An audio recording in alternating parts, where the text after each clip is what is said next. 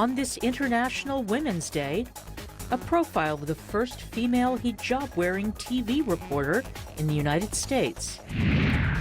Vote counting in Sierra Leone's presidential election is underway, and a runoff vote seems likely. And the global community presses for progress on women and girls' health. Africa 54 starts right now. Good evening and welcome. I'm Vincent McCory. This is Africa 54. The Pew Research Center estimates there are 3.5 million Muslims living in the United States, a number that will grow as they become the second largest religious group in the country by 2040. As we commemorate International Women's Day on Thursday, for one television reporter in America's heartland, these are just statistics in the background of our daily task to meet deadlines as she charts a new and historic path forward representing her faith. VOA's Ken Faraba reports. Stand by. Stand by. It's 6 o'clock p.m. in the Quad Cities of Illinois and Iowa. Local for you. And as a local audience tunes in for the latest weather and news on WHBF TV, Long joins us in the newsroom. there's a new face in front of the camera. A normal voter turnout for a primary election is about 22%. I love the way that you can craft a story with TV news. You get to do it in the words of the people themselves. This is Tahara Rockman's first on-camera job, and her appearance is uniquely identifiable. It seemed normal to me because I was just following in the footsteps of my mom. Those footsteps brought her to the WHBF TV newsroom, where Rockman now stands alone as the first full-time broadcast television news reporter in the United States to wear the hijab.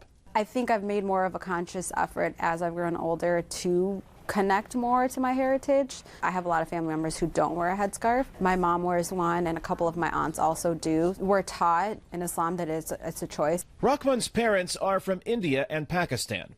She was born outside Chicago. But the job at WHBF isn't about that heritage or faith. Her boss says it's about her talent.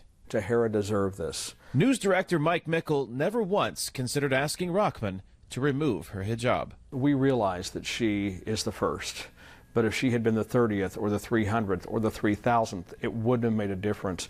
We did it because she's Tahara, and she has earned this opportunity. Rockman's debut is a surprise to the small but growing local Muslim population.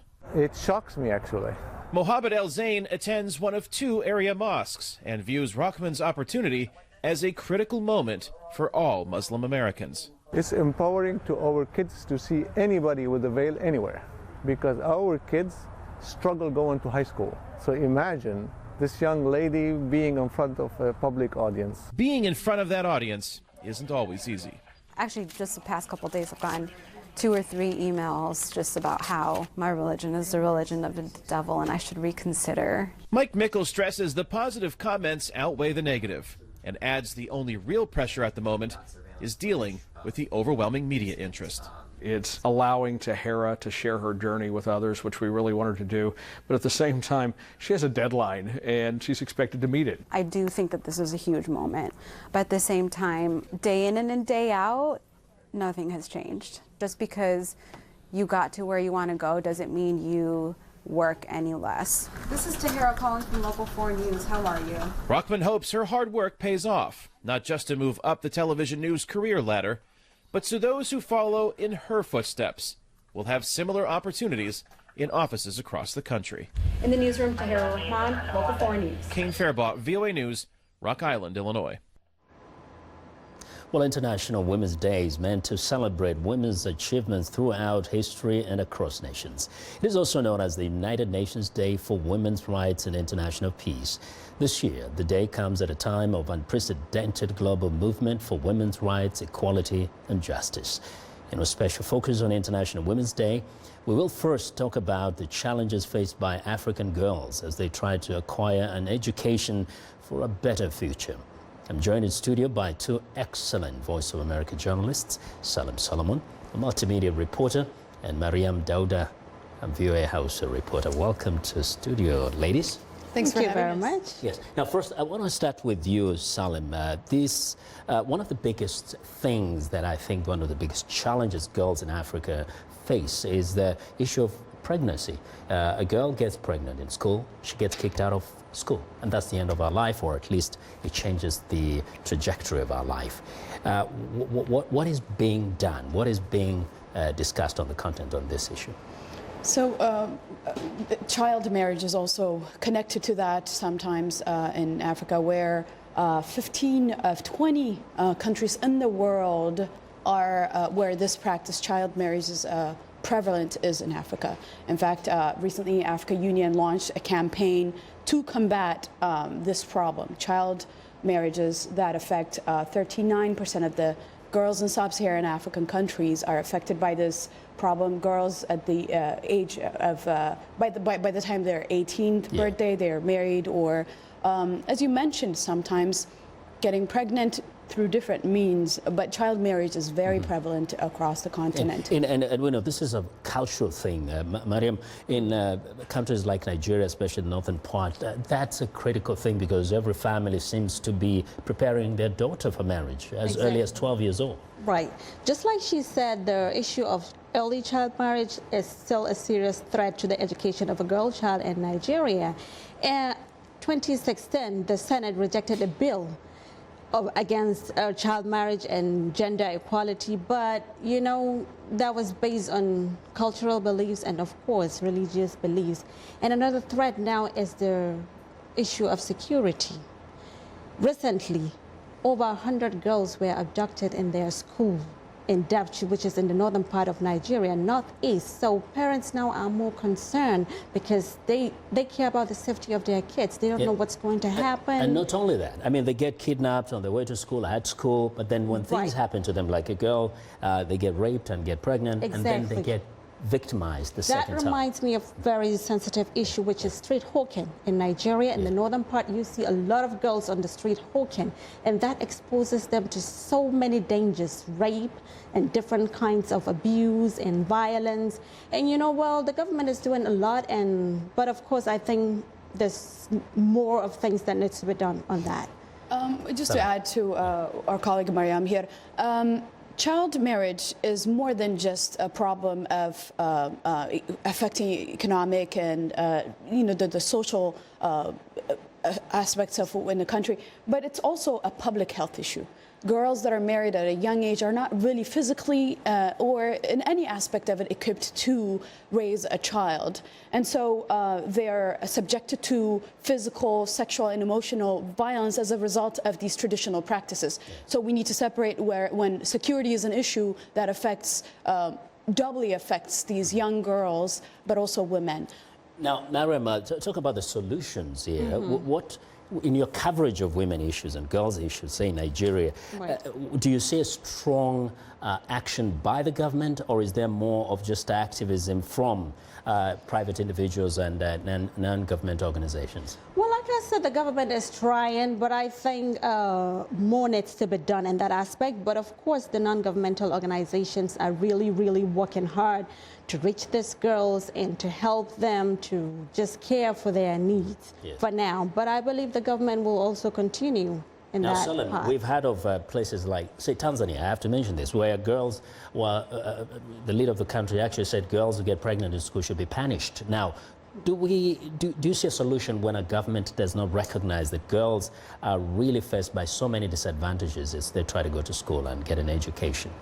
Yes, we're seeing also very encouraging changes coming from women who are actively making grassroots movements by protesting and making legislative decisions to make sure that these incidents, jarring incidents that we see, are not just going to be the norm, that it's by participation of women, be it, casting their votes in ballot boxes and leading and being participant and politically participating, making laws that affect the girls and women in their daily lives. And this is the kind of change that is happening at a grassroots level.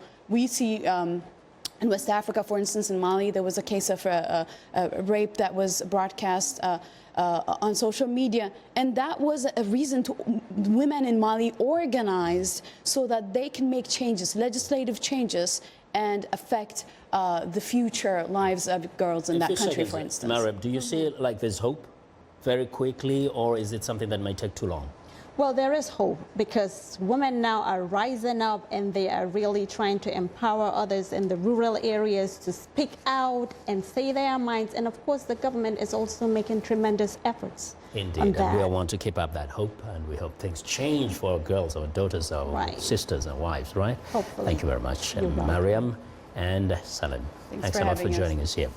Well, Salim Solomon is a multimedia reporter here at the Voice of America. Mariam Dauda also reports for VOA Hausa.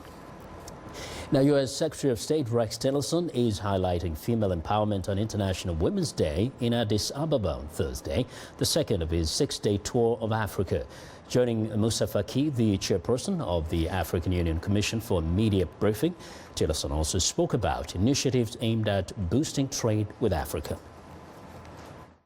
On trade, we also support the Africa Union's economic regional integration efforts to lower intra-trade barriers on the continent, boost more intra-regional trade, which we know has been a central goal of the negotiations around the Continental Free Trade Agreement, which we are quite supportive of.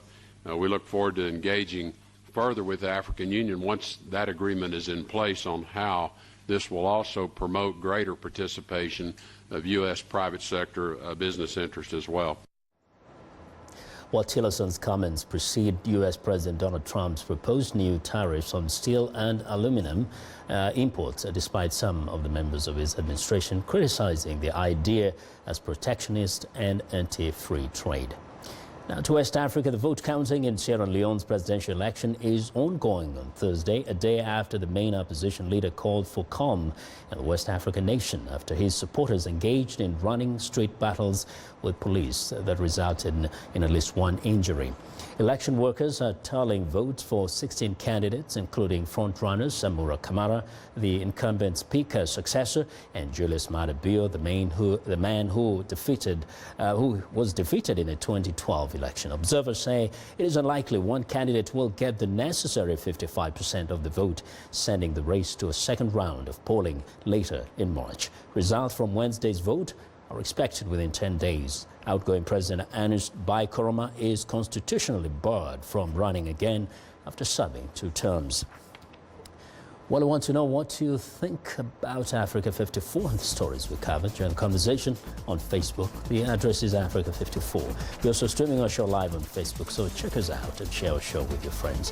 Find me on Twitter at VOA Vince McCory. Now coming up, a call for more progress on women and girls' health. Stay with us.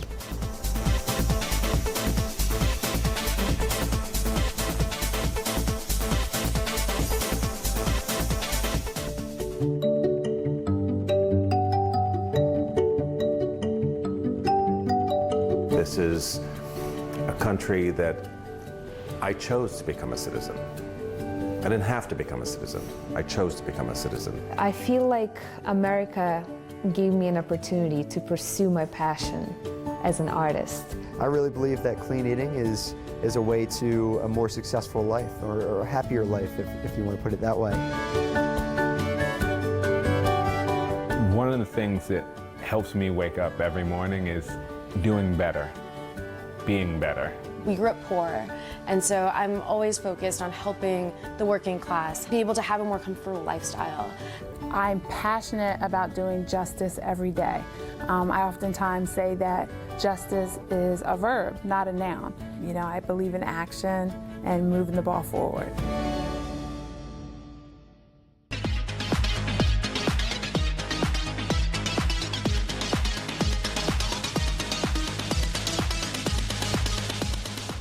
Well, it's time for our health report, and joining us now is Africa 54 health correspondent Lina Medu with a look at the link between cleaning products and lung health.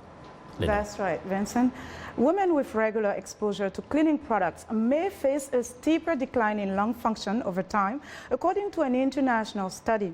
Researchers in Europe studied more than 6,200 participants in 9 countries in Western Europe and say the study conducted over the course of 20 years showed that women who did not work as cleaners and were not involved in cleaning at home had the slowest declines in lung function. Those who used sprays or other cleaning products at least one per week had a more accelerated decline.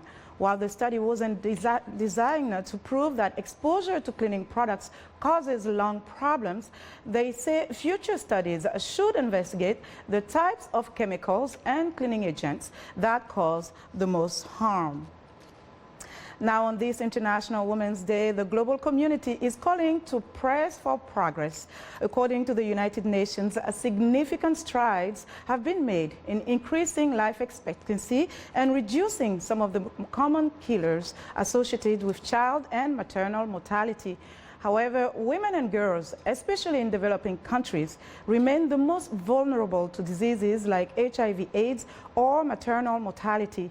According to the World Health Organization, about 650 million people in the world live with disabilities and frequently encounter a myriad of physical and social obstacles. Activists say as the world aims to push for progress, people need to ensure that women and girls with disabilities in low and middle income countries have better access to healthcare services and they are not left behind in health systems and policies.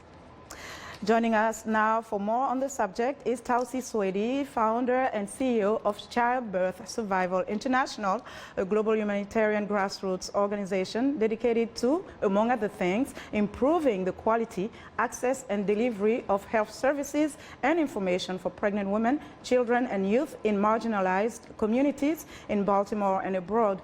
Tausi Swedi, welcome to the show. Thank you. Great to be here. So as we talk about women's rights and women's life improving, there is a group that seems to be left behind or forgotten at times, women with disability. They face particular challenges specific to the conditions. Can you tell us a little more about that? That's absolutely correct. Women with disabilities, women and girls with disabilities are often marginalized and discriminated. And in a lot of these developing countries or underserved communities where being a woman or a girl is already a hindering factor for them to access services in health or even education, adding a disability only doubles that discrimination that they face. And you find that a lot of them, they're hindered by, depending on what the disability is, because they're from mild to severe. And a lot of them, to physical. Absolutely, Yes. and mental to physical and to all the way to sensory. So it's understanding that, Press for Progress is definitely the time to make sure that women and girls with disabilities are not left behind as we continue to push mainstream programs. So when you talk about programs, what type of programs are we talking about to make sure that they are part of the system? So especially when it comes to health, we're talking about inclusive public health programs. If you look at the global health landscape, a lot of the programs that are designed, they do not really include women with disabilities. So for instance, you find, you might set up a camp for cervical cancer screening, which CSI recently did in Uganda. And where it's set up, women are not able to get there due to transportation, due to cost, and also understanding that a lot of the people and women with disabilities live in rural areas. So that in itself, adds more challenges in terms of how they're able to move from the rural area to the urban area in order to get services, or even finding services in their rural communities. And even something as abuse and protecting them, that's really critical as well. Absolutely. Women, there's so many reports out there based on, World Health Organization and other UN reports. Women with disabilities are 10 times more likely to be abused or, violated. And that increases their, vulnerability to, issues like HIV/AIDS and other societal issues that tend to happen. And when women with disabilities are not able to advocate for themselves, they're not able to access support services, you find that only increases their level of hardship in their communities. Looking at policies, what do you see are some of the policies that perhaps have been agreed on, need to be implemented, or should be looked into? I think the United Nations Convention on the Rights of Persons with Disabilities is a great framework for countries and also nonprofit organizations that are working in the health sector and various other sectors, for example, employment and skills building and education. It creates that framework of how to incorporate and include programs that are able to reach the unreached, and especially women with disabilities. So, having better policies that, number one, increase research so that there's data to be able to figure out where are these people and how can we best reach them in order to increase the, access to services and education and health. So moving forward, one thing I have admired when I came to the United States and also in other parts of the Western world is the fact that even something as simple as handicap parking, they have it here, but you go to our countries in Africa, you don't see anything like that. So moving forward, what do you think that some basic steps that Sub-Saharan African can take to help? Some basic steps. Number one, community education. Starting with the household, with the local leaders, with the, with government leaders, because there's a lot of stigma associated with disabilities. And you find, a lot of families that have, disabled people, they hide them. And so that in itself doesn't help in terms of reaching them. So a lot of community sensitization is needed. And also the will to be able to design inclusive programs, again, back to public health programs, designing programs that definitely increase universal access to health services and also other opportunities for women with disabilities. Tausi Swedi, thank you so much for joining us today. And that was Tausi Swedi. She is founder and CEO of Childbirth Survival International and an adjunct professor at Towson University for Public Health. That's our health report for today. To stay in touch, find me on Twitter at Lenore Moudou. Vincent, back to you. Well, thanks a lot, Lenore. Be sure to watch for Lenore Moudou's health reports every Tuesday and Thursday right here on Africa 54. It's time now for a short break. Stay to come on Africa 54. We'll have more on International Women's Day. We'll be right back.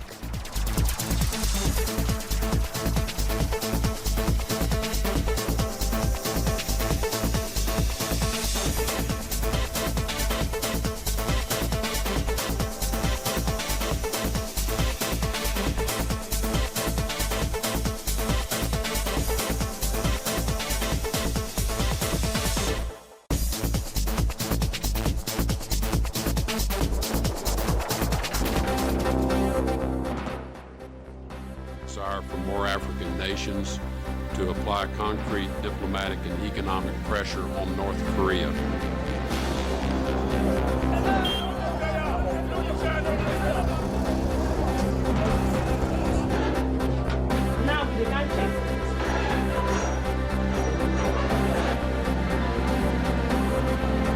Cigarettes are one of the few products in the world that if you used as directed will kill you. The appeals chamber considers that the sentence pronounced against Mr. Bemba are materially affected by each of these errors.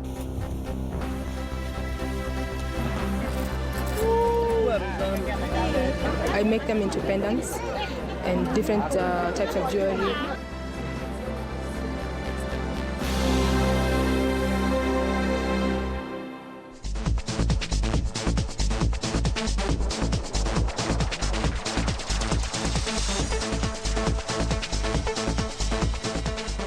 Welcome back. I'm Esther Gitu-Ewart. For more insight into the International Women's Day, I'm joined by Fatmata Barry, a native of Sierra Leone, who is an immigration attorney in the state of Maryland, and she is also running for an office as a state delegate.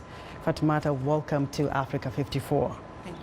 So let's start with this year's International Women's Day theme, which is to press for progress. But looking back at the continent of Africa, 2018, where is the place of women as we stand?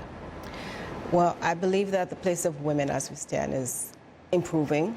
We've had presidents, we've had leaders, we've had ministers, and some countries, because we've had political members in parliament, things changed and rules were changed. And I think right now, women in Africa are working hard. They're creating businesses, they're creating jobs, and that needs to continue. We still have a long way to go, but I believe progress is coming along pretty well. Now, when you look at women in Africa and the movement that we've seen here, starting here in the United States, and that has become a global phenomenon, or on Me Too, we've known for years that women in Africa have been sexually violated, especially in countries which face a lot of political conflict. Do you think this is a phenomenon that is catching up in Africa, and can anything be done to address the problem? Well, I believe that the fact that we are even discussing it here in a station that goes out to Africa is a huge step.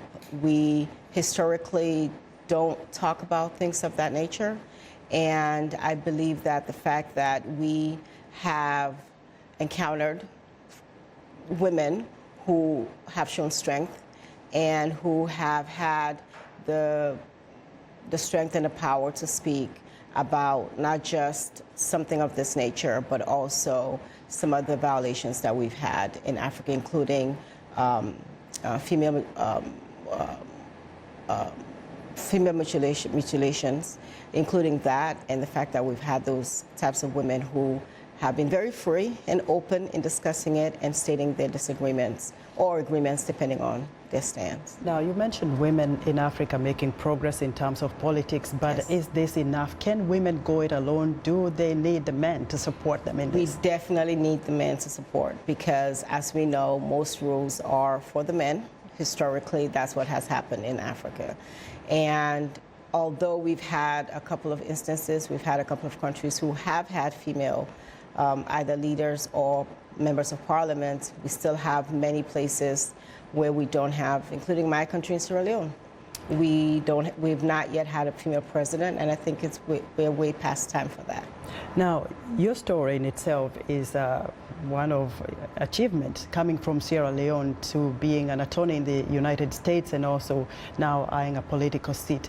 Can women like us from Africa who are in the diaspora help those back in the continent achieve some of the goals that they really would like to see achieved?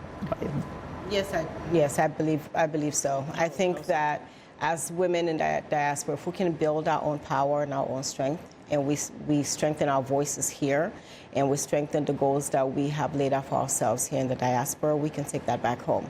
And we can encourage other women who are in Africa to look beyond what has historically been carved out for them and ensure that they understand you can have the education, you can have the power, you can have the political goals, and you can actually attain those goals. But it takes all of us. It takes the men, it takes us that are here as women who should be able to reach out to our African sisters and bring them along with us. Fatoumata, thank you very much for your insight into this important day for women. Thank you for having me. Fatoumata Barry is an immigration attorney and a native of Sierra Leone. Vincent, back to you. Well, thank you very much, Esther. That's our show for today. Now, be sure to watch Africa 54 on our website at voaafrica.com. For more news, tune in to VOA's evening radio show, Africa News Tonight at 1800 UTC, and in the mornings to Daybreak Africa between 0300 and 0600 UTC, Monday through Friday. Thanks a lot for watching. From all of us in Washington, have a good night.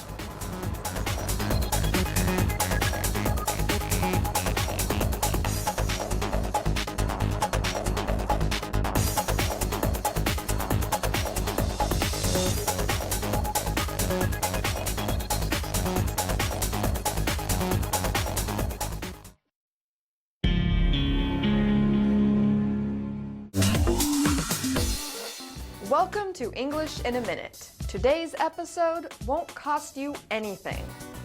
Freebie. Let's see what this one is about.